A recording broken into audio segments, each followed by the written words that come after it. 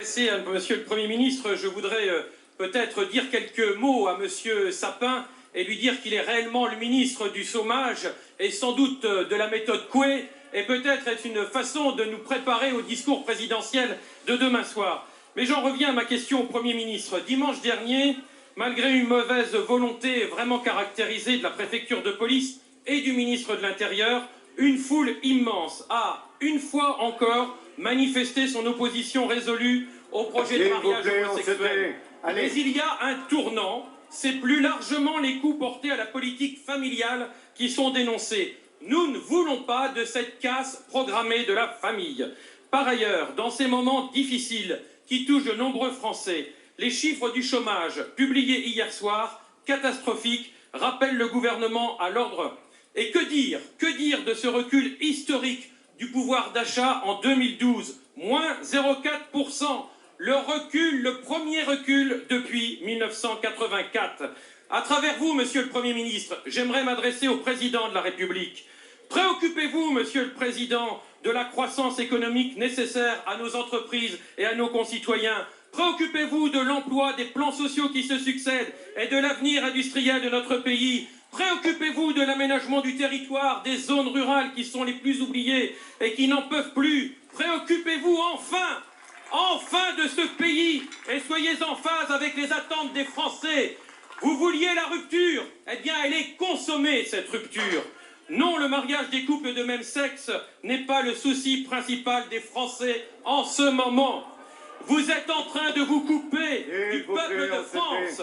Il faut retirer le projet. Monsieur le Premier ministre, je vous le demande, demandez au Président que demain, il annonce le retrait de ce projet de loi de mariage. La parole est à Monsieur Alain Vidalis, ministre chargé des relations avec le Parlement. Que l'on écoute en silence. Merci, Monsieur le Président. J'essaye, Monsieur Gosselin, de comprendre que votre démonstration, notamment sur le fait que nous devrions prendre plus de temps, et le gouvernement partage totalement votre appréciation, à débattre ici de textes qui concerneraient les questions majeures que sont l'emploi et le développement économique. Mais alors, Monsieur Gosselin, il va falloir que vous nous expliquiez où est la cohérence de la part de ceux, et notamment vous étiez au premier rang, qui ont contraint cette Assemblée à délibérer pendant des heures et des heures sur la question du mariage, avec des milliers et des milliers d'amendements répétitifs, avec des milliers et des milliers d'explications, toujours les mêmes, pendant des heures et des heures. Vous avez le droit de choisir, les textes prioritaires sur lesquels vous vous investissiez, mais vous n'avez pas le droit de dire exactement le contraire pendant les questions d'actualité. Vous aviez choisi, vous, vos priorités. Ça n'était pas les nôtres. Nous n'opposons pas le social et le sociétal. Et ce que dira le président de la République demain s'inscrira dans cette démarche. Hier encore, le gouvernement a annoncé la création de 2000 emplois pour Pôle emploi.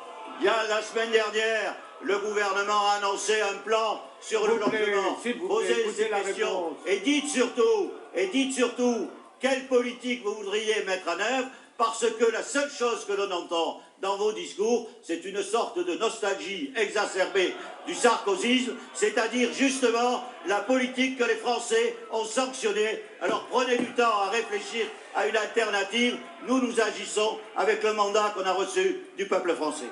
Merci.